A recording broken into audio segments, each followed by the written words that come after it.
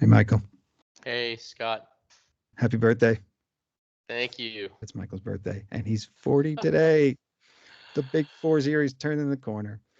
Hello and welcome. We are all the Sons of CPAs. Join us for this week's 5-Minute Lead with your hosts, Michael Lee and Scott Scarano. If you standardize one process this year, make it this one. And this one is your client onboarding process.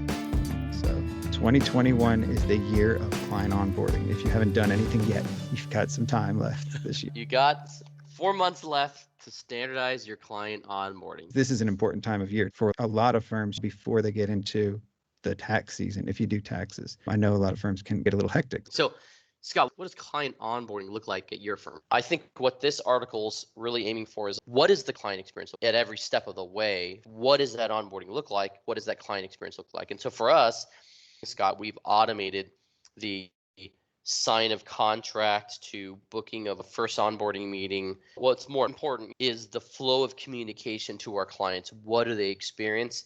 They're getting constant touch bases, constant email communication, regular video check-ins, and they get clarity from us on who do they contact, who do they touch base with in order to get signed on with us. We did talk about onboarding in a recent episode, and the client experience during onboarding kind of sets the tone for how they're going to work with you. Can you be setting the wrong impression sometimes? What if you're too responsive to them and they get the impression that's how the firm might always be? You need to make sure all of the team members throughout the process are delivering at an equal level of customer service that you want to be delivering as a business.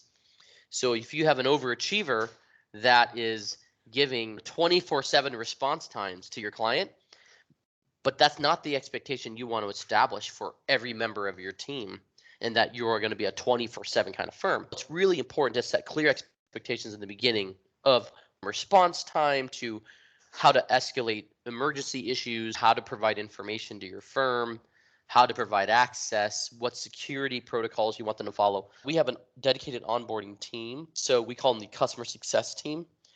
And that team establishes the cadence and the expectation of the client experience from the client perspective. So that's all very important, Scott. You made a good point there. And I think that's going to be the responsibility of the people who are interacting with the client to establish those ground rules in the beginning. The sales team communicating in their process what a client should be expecting as they work with you in your firm. And maybe setting those expectations in the time frame. Clients do respond well to getting an outlay of how the next few months are going to look. Do you have anything you give them? We generally are communicating from the customer success team a list of items and expectations. The most important thing is the handoff to the accounting team. So who is going to be their regular point of contact going forward? They spend time in customer success for us, usually around a 90-day period, because that's where all the cleanup happens, as well as setting up all their tasks and processes internally. And then we pass them over. And it's important that handoff is seamless, because you don't want the client to feel like they have to do anything extra to make that experience better for them.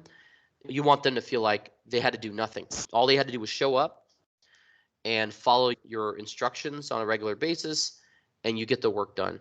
So that's really important. I think the firms that stand out going forward in the future are going to curate the best experiences for their clients. They're really going to be intentional about thinking through that whole client experience and try to differentiate themselves and not just be the same kind of experience that every other firm provides. Being consistent. That's probably one of the best things. Consistency and laying out those expectations. Yeah, you want your first impressions to be consistent, making sense, timely, organized, is human, right? The accounting experience is a very human experience. We use tech, we have tech solutions, but they're coming to us because we're human. A lot of business owners probably could do a lot of the stuff themselves. And if you admit to yourself that as a firm, then realizing, okay, yeah, but they're choosing to work with us as humans. Maybe that's not always the case, but I feel like that's sometimes is understanding that they're working with us. They're human. The example I like to use is Disney World or Disneyland in creating the experience for their customers from the moment you land in Orlando to getting to the park, to the check-in, parking, staying at a Disney hotel, all the experiences for your kids. And they're intentional about the leaving process as they are about the beginning process. And so I think the firm that masters this thinks through the whole and customer life cycle, even for the customers that leave, to leave them with a good feeling as they walk out the door, or temporarily leave their relationship, because many of those customers will be back in the future, or may need to come back in the future, or refer other clients to you. Walk them out the door too with dignity, right? And walk them to their next office. If you feel so inspired, that's going to pay you back later. Walk them to the door. Awesome. Thanks, Scott. This has been good. Thank you so much. Thank you.